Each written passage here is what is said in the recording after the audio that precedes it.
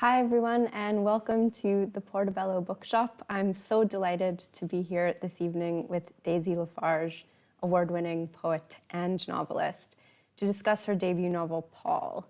My name is Sarah Bernstein. A little bit about the novel, if you haven't already read it. Paul tells the story of Frances, a recent graduate in medieval history who's found herself spending the summer in France volunteering on the titular Paul's organic farm in the south. Over the course of the novel, Frances falls under his thrall, and as his hold on her tightens, they end up on a kind of manic road trip together. It's a moody, claustrophobic, disorienting, and really exquisite novel. It's a first-person narrative, and I was really enthralled by it, as I'm sure so many of you will be too. But to give you a sense of the novel's atmosphere, I thought we could start by having a short reading from Daisy, if that's okay. So we'll start with that. Okay, great. Yeah, thanks so much, everyone, for tuning in and to the bookshop, and it's lovely to be here with you, Sarah. Yeah, so I won't really do too much of an introduction, other than to say that when we find Frances, she is at a motorway service station in the south of France. I'm sitting on a curb in the autoroute service area, waiting for Paul to arrive. The problem is, I have no idea what he looks like. There were a few photos of him and his home, Noa Noa, on the Bene Bio website. One of him standing in front of the house, another posing triumphantly at the summit of a mountain. The image quality was poor, though. When I tried to enlarge them, his features blurred into pixels. I checked the time on my phone. It's been over an hour since I got off the bus from Paris, half an hour past the time that Paul and I agreed he would pick me up. I scroll back through our messages. He'd always taken 1 or 2 days to get back to me, and when he did so, it was in fractured English, with an almost giddy use of punctuation. We are excited to you welcome my home, Noa Noa. I told him it was fine if we communicated in French, and mentally shelved any concern about his late responses. Anyone who runs a sustainable farm should not have to be glued to their emails. The heat rising from the tarmac prickles my thighs. I stretch my legs out into the road, drawing them back every now and then as a car speeds past from the drive-through. The drivers and passengers stare straight ahead, clutching their burgers in silence. Maybe it's just the smell of the food, wrapped in papers damp with grease, but every time a car goes past, my stomach lurches. I drag my scuffed, one-wheeled suitcase to McDonald's, the service area's beating heart. The shift in light in the shaded interior feels vaguely spiritual, as if I'm approaching something sacred. I'm briefly plunged back into the moment of entering the archives in Paris each morning, the swift transition from white sun to cool, muted shade, as the unsmiling attendant buzz me in. Back outside with a lukewarm Diet Coke, I watch the cars move in and out of the berths, their slow dance at the drive-through. It's almost elegant, rhythmic, each member belonging to some choreography larger than itself. I think of courtly dances, their participants finely dressed and affectedly anonymous, with jeweled and feathered masks, threatening a descent into debauchery at any moment. Flirtations whispered between topiaries, incests muffled by the maze's high hedges. I remember A.B. telling me about his first intensive research project after graduating. He was assisting an Irish historian who specialized in insular manuscripts, under whose supervision he'd spend upwards of 8 hours a day, hunched over miniature pages with a magnifying glass in hand. When he finally emerged from the archives each evening, he found the manuscript seared across his vision. Everything was snared in the interlacing knotwork of its pages. I look back at the cars, wondering if something similar is happening to me. No courtly dances, no masks, no topiaries, just cars, I tell myself. A little bit more, should I? Okay, I'll read a tiny bit more. With my attention on the motorway in the distance, I fail to hear the heavy metal panting of the rusting estate before it pulls up next to me. The car and its driver hit me all at once. I find myself caught in the teeth of a wide, full jaw filling the open window and bouncing the sun's light back to me. It's a mouth too large for the man's face, pushing out the flesh of his deeply tanned cheeks. My eyes are still in his teeth when he addresses me. Francis Hawthorne. Despite the width of his mouth, he is unsmiling. His voice is deep, and he pronounces my name in a thick accent that turns the last syllable into something like torn. Yes, Paul? He looks me up and down, brushing dark curls aside as he wipes his brow. He nods and steps out of the car. I realize I'm still sitting on the pavement as he stands over me, and I fall out of his teeth and into his shadow. Lifting my suitcase into the boot provokes a laugh from Paul, who addresses me in French. How long are you planning on staying? I shrug and smile. We both know exactly how long I have signed up for. A week of light agricultural labour in exchange for bed and board. After that, I will travel on to work elsewhere. I hate having to come to places like this, he says, glowering at the McDonald's. I say, echoing his tone as I get into the car. Me too. A cool breeze filters through the open window. I try to relax into my seat and sneak a glimpse at Paul. He appears louche and at ease, his skin dark and thick with hairs, well worn by sun and activity. I think of the texture of some hardy and durable piece of equipment, a Hessian rucksack, perhaps. The car is not exactly dirty, but it is cluttered with use. There is a layer of soil on the floor and surfaces, banana skins and apple cores on the dashboard. One of the cores is not yet brown, maybe just put down by Paul before meeting me. As if able to follow my train of thought, he reaches out and grabs it, putting it in his mouth, core, stalk, pips and all. He looks over at me as tiny flecks of saliva and apple spray into the air. There is too much waste in the world, he says. I eat everything. Stop there. Thank you, Daisy. I'm so happy we got to meet Paul in that That's what I was excerpt. thinking, like he has to be introduced. Yeah, the giant mouth, which I want to come back to. Mm-hmm. As you can see from the many pages of notes, there are many things that I would like to ask you about. I guess the first thing I wanted to ask you about was one of the most striking things for me reading this novel is that it's a first-person narrative, but there's very little introspection on the part of Francis. Mm-hmm. Francis with an E. Yeah. And as a result of that, there's a really kind of intricate patterning of like distance and proximity, but also naivety and knowingness on the part of Francis. So could you talk a bit about what crafting that kind of narrative was like, what approach you took? Yeah, sure. Yeah, I'm really glad you picked up on that that lack of reflection. I suppose, I mean, I heard this quote after writing the book, but I feel like it's retroactively kind of part of what I was trying to get at. But one of my favourite poets and novelists, Fanny Howe, talks about the present tense as the tense of the ego. Interesting. And so for me, the choice to have this, kind of like compromised first-person narrative was also really related in the first and third parts of the book to the choice of using the present tense and how I think sometimes the present tense seems to justify the lack of reflection in the first-person narrative, in that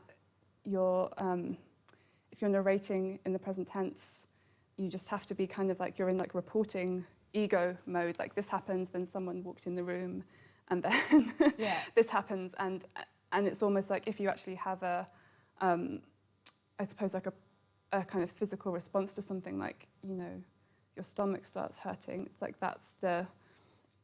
seems like an interruption to everything else that is happening. So yeah, I wanted to kind of create that like sense of not having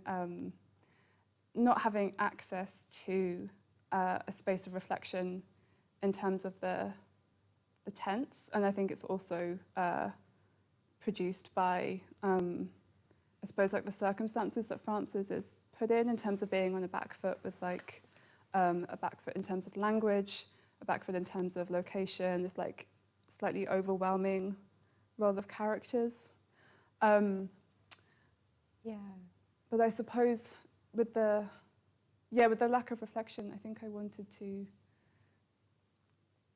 just try and convey, which I think is hard to do, and I'm not necessarily sure that I succeeded, that sense of not actually having access to self-reflection, not necessarily having that language, but hopefully being able to articulate to the reader that lack or something, you know, so that the reader will be like, why isn't she having some feelings about this? Yeah. Or why isn't she, you know, like tuning in more to like her like physical symptoms and signs of discomfort? So yeah, a tricky balance maybe.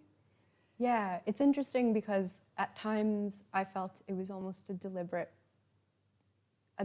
cop-out on Frances's part. Her saying, you know, I couldn't know this at the time, but I know it now with hindsight, right? And she's sort of putting that forward as a kind of tongue-in-cheek, you know, critique of her own behavior maybe. But also maybe being in the present tense seemed as if she was trying to kind of get out of the idea that she was somehow complicit in her own subjection, I guess, if that makes sense. And I guess I would ask what the second section, which does use past tense, why that's different from the other two. Yeah, sure. Yeah, I guess we'll kind of come back to like the complicity thing. I think it's also like an evasion of responsibility, like taking responsibility for yourself.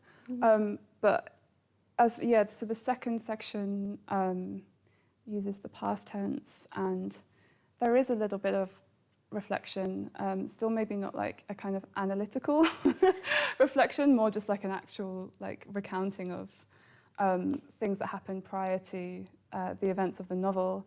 And for me in writing that was very much tied to, that's the only part of the novel where Paul isn't present. And so I suppose I kind of wanted to suggest in the crafting of it that like his presence is so dominant, not even necessarily in like a kind of like a physical and like conscious way, but on like like an other than conscious level. Like he's taking up so much space that she doesn't have access to her sense of self before he was on the scene. So yeah, in the second part, she kind of encouraged by a kind of sympathetic older female character, you know, begins to like show that she has something of a, you know, a pre-Paul self, which we don't necessarily know about that much in the first part. Yeah, and it seems like there are a couple of moments when herself does come out in the first and third sections. One of them is when she's playing or dancing with children, which I think is really interesting. And the other one is when we see her sort of groping for meaning by making recourse to different kinds of narratives, I guess, like cultural narratives or scientific narratives. And there was one passage, I hope you'll allow me to butcher your words, but there's a really interesting passage when Frances, who again is the novel's narrator, is talking to Mireille in that second section, and she says, she's describing the situation that happened between herself and her former supervisor, A.B., in Paris. And she says it was as if I was describing the yearly life cycle of a strange symbiotic organism comprised of a young girl and an older man, who might be any young girl and any older man.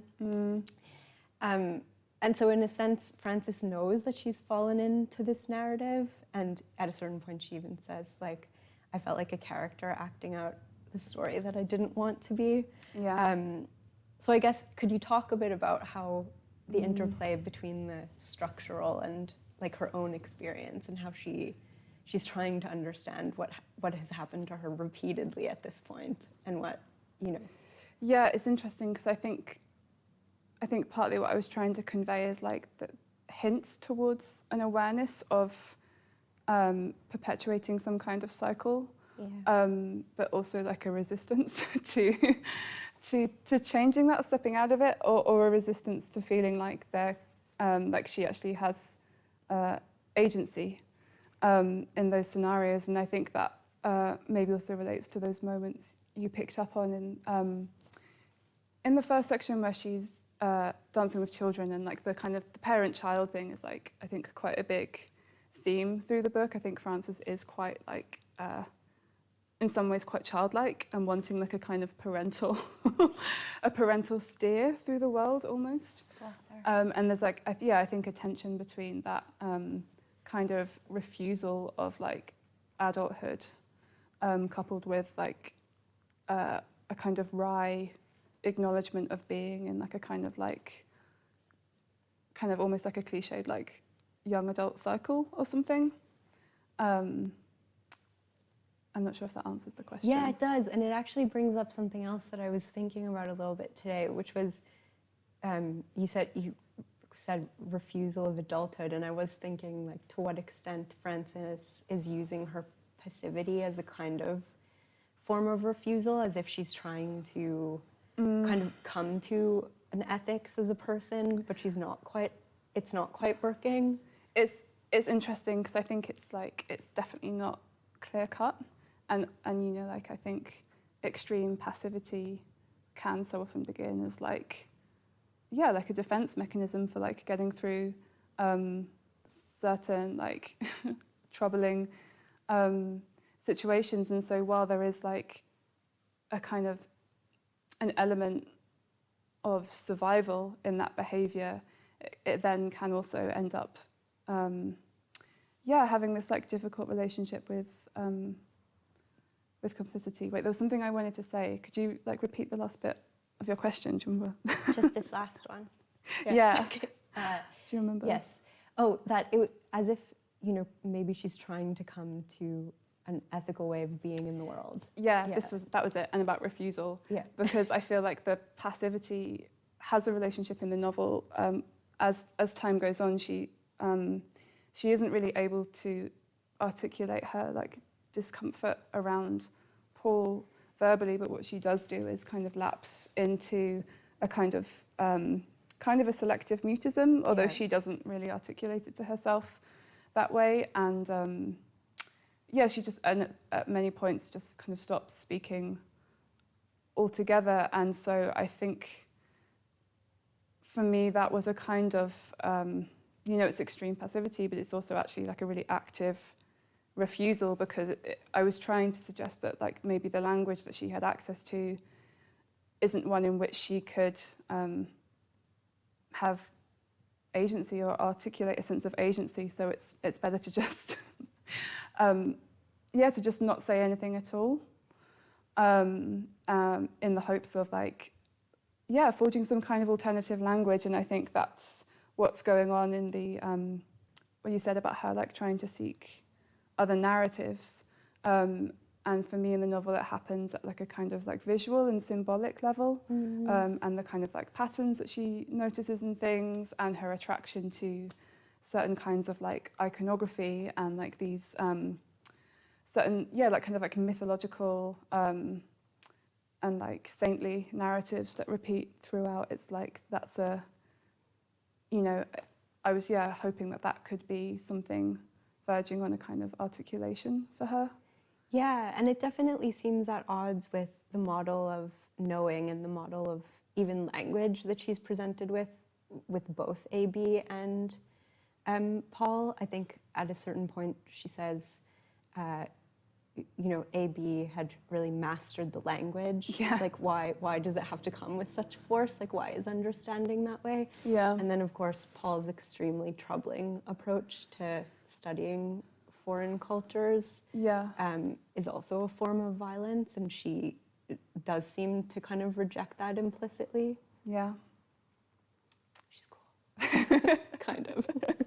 Cool. And yeah, and I guess it's like the manuscript that she's that we find out that she's been studying with AB prior to the events of the novel is like a kind of medieval alphabet book about teaching children to read, and AB's name is the beginning of the alphabet, which is maybe a bit heavy-handed, but I just think it was a really important thread for me in writing the book to try and just carry this question through of like how we come into being able or unable to like have language in relation to ourselves or something. Yeah, well, it's not heavy-handed for a number of reasons, because I don't think you're capable of being heavy-handed, but also because, as you say, she's so concerned with creating this complex system of symbology, right? That it would make sense that, she would ascribe a name to him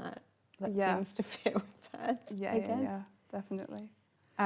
Maybe that goes some way to answering my questions I had about the use of coincidence in the novel, because there are so many echoes and things, callbacks, and then she always seems to be under like a sign that says Paul in very big letters. And these things probably wouldn't have that much significance to anybody else, but to Frances they do seem to take on quite a big significance. Yeah. Is that something that you were interested in exploring? Yeah, definitely. I think it relates to a little bit of what we were talking about before with regard to like the kind of observing that you're in some kind of cycle. And I think one of the ways that she distances herself from fully realizing that is like some attachment to, like synchronicity or some kind of idea of fate, as if she really has no agency in these things. Like Paul's name is following her around in like giant neon letters, and it's kind of like a self-fulfilling prophecy, isn't it? It's like if you're looking out for these things, then you see them, or they appear to you, or you like you manifest them. So I think I wanted those to be like traits of her, kind of like her inner state expressed outwardly, and I think also just I enjoyed creating parallels in terms of like setting, like having like two places, both with mountains, both with like tents being erected, both with like a festival happening at the end of the week, and this just these like things that occur in real life all the time, but if you're kind of swept up in some kind of strange moment, it can really seem like like fate, or like there's like some kind of meaning being communicated here, and there's also, I suppose, like some degree of like scientific or ecological elements of that at play as well, with this this notion of like the Earth's magnetic poles flipping, which they do every 500,000 years. I've probably got that wrong. And she's told quite early on in the novel that the poles are due to flip. And actually, fun fact, when I was writing the novel, they were due to flip, and then I think about 3 years ago they did. So they flipped, but everything was fine. Nothing happened. So like north is south and south is north. But yeah, just this sense of like, I suppose just feeling out of control of your life and feeling out of control of a narrative. So looking to these kinds of like almost like, like supra-personal phenomena to like guide you or something. I think there's also like, I don't know, I was going to then get into like, let's do it. like big religious sentiment and like Freud's like oceanic feeling or something, and I think that's maybe what like links, because there is a bond between Frances and Paul, like as awful as he is, there is some kind of like mutual state or something, and I think it's that sense of wanting to belong. Yeah. I was I'm not sure how related this is, but I'll try to just shoehorn it in. But I think it is because you mentioned, religion too, and Freud. And I think like Catholicism, or there's a sort of, there's a sort of background of, the churches and the cathedrals she goes to see. And then also the way that shame is such a key kind of motivator for Frances. Yeah. And in some ways, I think maybe for Paul too, and maybe that's one of the points at which they meet. That they're dealing with this kind of ingrained and historical sense of shame, I suppose. Yeah, definitely. And like we find out that like Paul had quite like a religious upbringing, and we find out we don't hear very much about Frances's backstory, but we do find out that her mum is quite a strict Catholic, who also has a mirror in Mireille, this woman that we meet in the second part, who's like a very chill gay Catholic, Yeah, who's like almost like a kind of like strange like proxy mother or something, and a sense of shame I think definitely binds them together, but also this sense of that I think sometimes religion can do if it gets you young. Yeah. The sense of like I guess a kind of like divine plan, or like the sense of like destiny, which I think even if you like consciously kind of like remove yourself from having a religion, maybe something can stay ingrained in you. And I think for Frances that translates into looking for meanings in various places. And obviously with Paul, it's like trying to belong to other cultures and like kinds of spirituality. Yeah, so he's at that point where he's very much into like the spiritual poverty of the West, and he goes to the South Pacific really, right? Yeah. To find inspiration and to find something that will fulfill him. And he's repeatedly referred to or paralleled with and refers to himself as a colonizer. Like that word comes up a couple of times in the book. Yeah. Do you see a parallel, I guess, between... I don't really know how to phrase this question because I see them as like two parts of the novel, that on the one hand, he's engaged in these like really problematic behaviors from the standpoint of, colonization, and then on the other hand he's sort of colonizing Frances or like grooming her or something, just trying to destabilize her over and over again in order that she comes up to that. So I mean I do like I think when I was writing it I kind of like intuited some connection between the two, but I feel like if I had really clear thoughts about it, then I probably I would have written an essay or something, or like something that has like draws lines between things more clearly. So I don't know if I can like really speak to like the like intricate ways in which that works, but I think with Paul as a character as well, there was just like, I think through writing him I was just trying to just like raise some questions that I don't have answers for around like, like how do we... I should also say, Paul is based on the French artist Paul Gauguin, who went to, he kind of abandoned his wife and children in France and went to Tahiti and married various miners and, had his spiritual awakening and stuff. Like how do we how do we judge the work of someone like that? I was going to ask what drew you to Gauguin as a figure. What you were interested in kind of bringing him into the modern day in such a like distressing way. Yeah. Well, I think it's related to the question I just mentioned. I think, where like I'd obviously like I did an art history degree, and I'd like been familiar with his paintings, but at no point had it really been like spelled out for me exactly why he went there and exactly what he did there. And then I came across his travel diary, and yeah, it was a very difficult read. It was a really difficult read, but then I think there were also like, you know, like trace elements in there of like something that was like strangely relatable, of like, you know, just the kind of like spiritual traveler shtick that like maybe used to be a bit more pervasive about like 10 years ago when everyone would go off for like a gap year, you know, and just that desire to like experience other cultures. And so yeah, I don't know, he sort of got into my brain and then wouldn't leave. Yeah.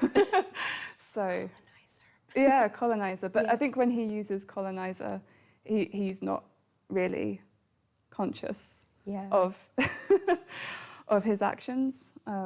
It's almost like his like sense of responsibility has been like outsourced to all of his friends and people in his milieu. Yeah. So could we talk about this question of complicity in the book and how it's played out? Both on Francis's part, but also and crucially all of Paul's friends who are aware of, you know, his troubling history with minors, but don't really seem to do anything actively. Actually, treat Francis quite badly, which is you know, was very upsetting, I think. Yeah, I mean, I suppose I was interested in this notion of like, who are we responsible for, and when? And I feel like that's maybe been like a lot more at the front of people's minds since the pandemic. But the sense of like, like when you're in this kind of like casual, semi-professional arrangement, like, doing some like light labor for someone in exchange for like hospitality, or this notion of being a guest, how much responsibility do you have as a host? Like, what are the boundaries there? And I think it's tricky with the passivity and the complicity, because obviously to some extent, like, Francis is like a victim, you know, of Paul, and maybe of this kind of like unintentional neglect from the other characters. But I suppose I wanted to maybe think, almost like set this like train of thought running of like, if she continues down this path of passivity, is she the kind of, like, could she end up becoming the kind of person that enables the behavior of someone like Paul? You know, like I mean, it's like a facile comparison, but I'm always thinking of like, you know, women who are like married to awful men and like, you know, stay in those positions, and like what's what's going on. And it's just, it's really like difficult territory, because, you know, I don't know. Yeah, and it's interesting because there are some hints that Francis sort of knows that he's not to be trusted from the beginning, and it comes out in moments of humor, right? Like that he's a giant mouth at the beginning that she's fallen into. And later he's like his hair is just compared to leeches, and then also I think the tentacles of an octopus or something, like always grasping, and almost everything he does she perceives to be enervating in some ways. But yet there's something about, I guess, that magnetism, which I said to you earlier, like I think the gravity is in Francis, that pulling her low, and not in like him. she's perceiving this like magnet in like certain men in her life, but really she's the and I think there's also maybe like some kind of projection at play as well, you know, like feeling this kind of, you know, trying to like escape your lack of a robust sense of self by finding someone who is very happy to dominate that space, you know, and you might tend to overlook some of their very apparent floors because it's relieving to not have to take up any of the room. And that's essentially what happens when she stops talking, and she experiences a kind of relief because he can just like talk for her. Yeah, he can, He can be the giant mouth, Yeah, and she can live in the giant mouth and doesn't have to and actually. it's warm in there. It's so warm, and it closes at night, and like, who wouldn't want to live in a giant mouth? I know. Seems okay, actually. I was thinking too of like the way, I think maybe this goes back to the symbolism of, the way she's trying to ascribe meaning or find ways to understand what's happening to her. But there are characters that are, very clearly kind of helpers along the way in the kind of Joseph Campbell hero's journey kind of thing. So Mireille is one of them, right? Yeah. And when she sees the ceramic shop for the first time, it says ceramics by miracle, or that's how she reads it. Yeah. And indeed, Mireille is kind of a miracle for her. Yeah. In that brief period, like it seems to give her a sense of stability. Yeah. I don't know if you want to talk about their relationship a bit more. If there's anything that you wanted to add. I could do. I mean, for me, like the relationship with Mireille mirrors the one with Patrice. In the first section, Patrice is like this kind of like also a middle-aged figure.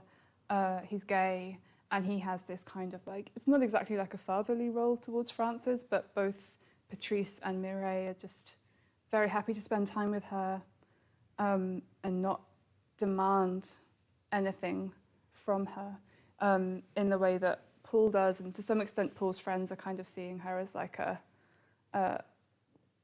almost like a form of like mild entertainment or something because of her like proximity to Paul.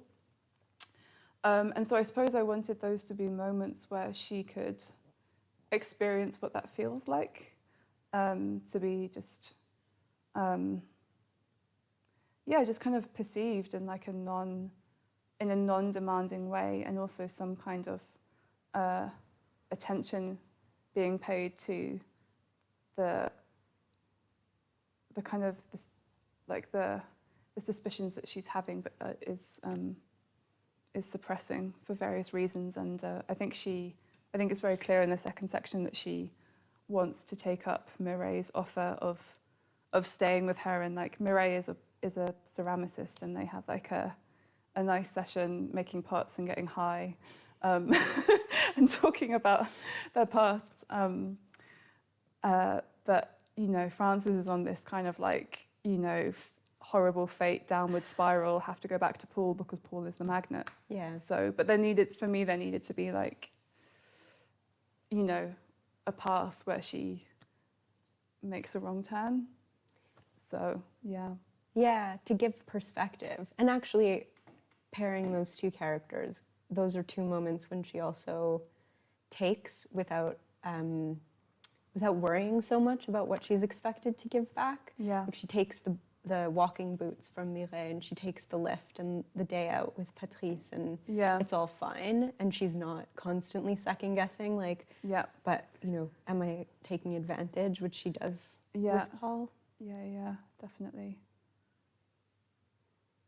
Shall I make recourse to my pile of notes? Yeah.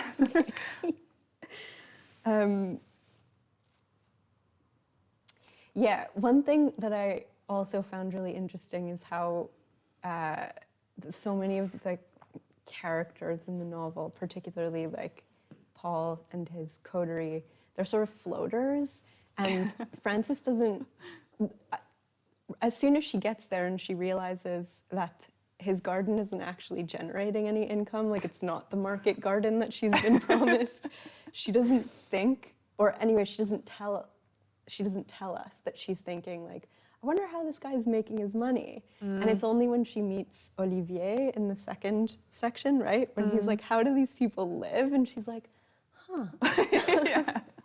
Yeah. But she's not somebody who really moves through the world with ease, right? No. But so I guess I was really interested in that disjuncture because she's had to be painfully aware of her own financial circumstances, but she doesn't question it with other people, particularly Paul, I guess. Yeah, definitely. I think part of that is like age and perhaps like a kind of naivety, and like I think I would imagine that she's like accustomed to kind of having like a kind of insight into like how peers move through the world and like who does and doesn't come from like a certain type of background. But I think there's this sense of like when you're plunged somewhere unfamiliar, people from like a different kind of generation, it's like a different, I don't know, I think she just takes a lot of she gives a lot of benefit of doubt, and I think she reserves the doubt for herself. You know, like if there's like doubt, if doubt arises, she doesn't doubt the people she should be doubting. She doubts herself in relation to them or something. So it's like this kind of like everything gets like rerouted but misdirected back to her. You know, like a kind of like shonky circuit or something. Yeah, it always comes back, she feels, to her own failure of understanding, right? Which is often ascribed to her, you know, alleged inability to be fluent in the language, which she clearly is, right? Yeah, that is really interesting. She does ask, is it Bethany at one point? She's like, is it your job to make yurts? Oh yeah, yeah. Bethany's like, yeah.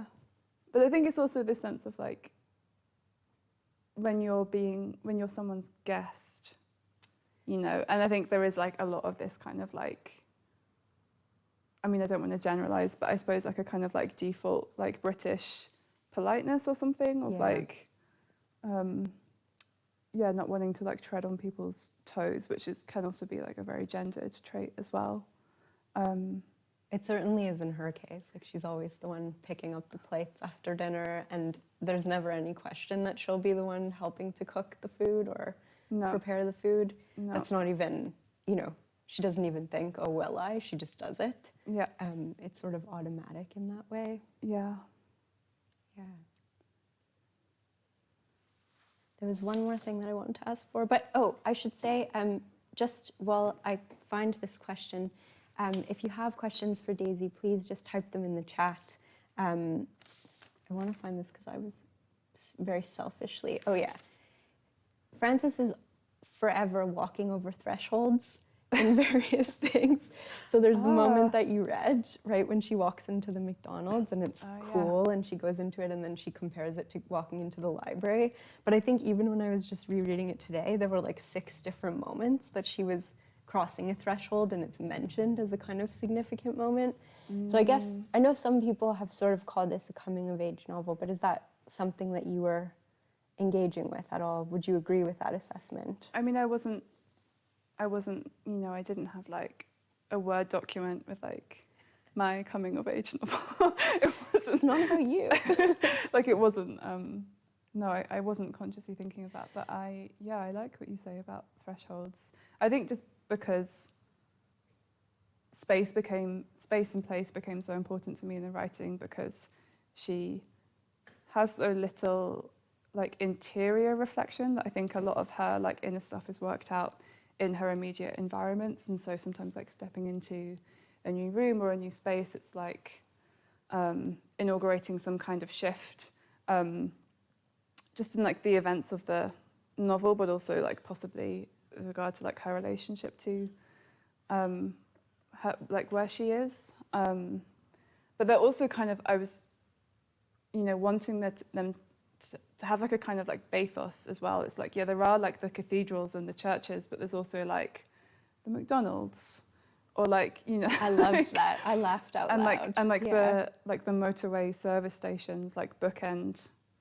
the novel as like the most banal places on earth, really. There's something holy about them too, there is, though. exactly. It's like that's the kind of like, like pathetic sublime or something. Yeah, I mean, certainly like settings are described with, you know, intensity, like they're so beautiful and overwhelming, and that is definitely something that Frances focuses a lot of her energy on. Should we go to questions? Do we have any questions from the audience? Yep, we've got a couple of questions. The first one being, why is Frances's past so vague? Is there a reason for that? That's interesting. When I was first writing it, I didn't want her to have any past. I just wanted her to be this, like, I suppose I'd probably been reading Rachel Cusk's Outline trilogy at the time, and I just wanted her to be like this conduit for kind of everything that was happening around her, and it's almost like the events pass through her to the reader, but she's like, like not really in control of like the narrative in any sense. And then I think when some friends read drafts, they were like, she needs to have something. So I kind of started to, write her past into existence. But I think, obviously, as a character, her past isn't vague. She has like a past as much as anyone else does. But I think what's vague is her access to her own past, or like her ability to like give an account of where she comes from and what's happened to her, which for me was really in keeping with just her predicament in general. Like if we met her at a different time, then I'm sure she'd regale you with stories of her past. Yeah. We've got another question from Carol, which is, have the recent discussions about Me Too and power imbalance affected the portrayal of the relationship during the writing of the book? Yeah, that's really interesting. I actually wrote a first full draft of the novel in the year leading up to Me Too, and I think Me Too kind of really reached its kind of like public crescendo. Like it was really strange timing, like a couple of weeks after I finished a first full draft. So I wasn't, it was really bizarre timing, and I think that's probably just testament to how much was in the air or under the surface that really needed to become much more like present and public.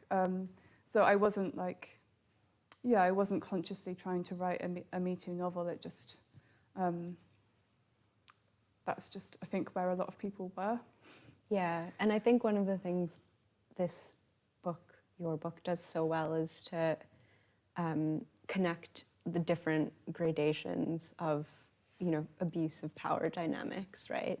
Because there are a variety of ways in which they're operating, and not all of them are clearly cut criminal, Yeah. but all of them are, harmful. Yeah, definitely. Yeah, it's not.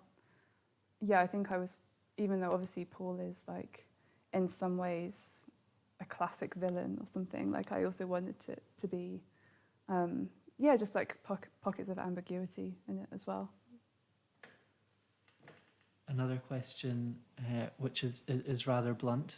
How did you manage to make Paul so awful? The giant mouth. The giant mouth. I have met some awful men.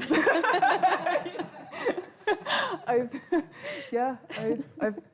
met some awful men, and I don't know. I feel like once you've had quite a difficult experience with like a few different people, they can tend to slightly cohere in one like mega Insidious.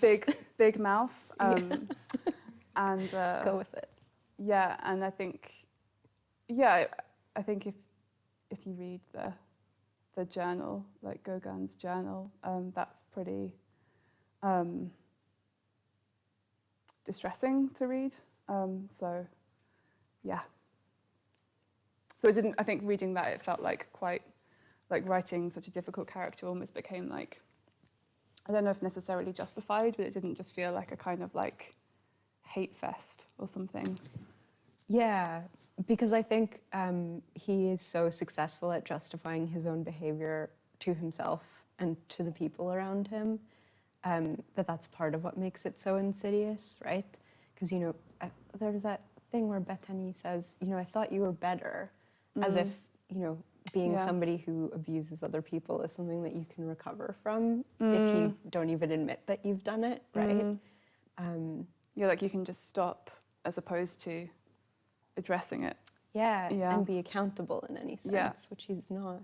Yeah. Yeah. Another question. As opposed to the poetry and other forms that both of you work with, I wondered, was there something about the form of the novel that compelled you, Daisy, and you, Sarah, to write what you have written in a novel as opposed to in another piece? It's a big question. Yeah. The affordances of the novel form. And how you might have come to that similarly, or how they might be very different approaches to feeling that the novel was the place to go. It's interesting because when I started Paul, it's such a novel, you know. And I guess because I've read previously just your poetry, I suppose, and obviously that plays into it with like the beautiful descriptions and the complex symbology. You know, you can see all of that background in it. But I think, you know, the way that you use story is so deft, and you really are using the novel form as we understand it, like to very interesting ends. And it sort of ends up containing a lot of the poetry within it, but, you know, a lot of people have called the book quite spare too. Yeah. So it allows that spareness, I think. I don't know if that says anything. Thank you.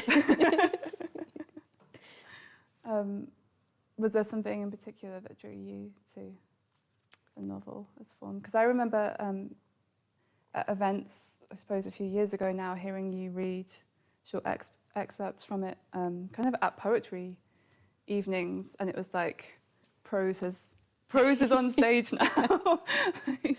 But I'm not sure I was fully aware that they were parts of a novel. But yeah. No, I don't think they ever were until they were. Until I had collected enough pieces that seemed to be connected in terms of language, in terms of sound, and in terms of impression, that it seemed to add up to something that could be called a novel. But it is interesting because now I'm writing something that I intend to be a novel, but that's not what I was doing with the first one. That's so interesting. Yeah, which makes me think that I'm doomed to failure, but never mind. Well, I don't know, like I feel like that, yeah, like the way that you describe writing, that sounds really intuitive, whereas I had this just really clunky, I'm going to write a novel. It's not clunky. And really, I think because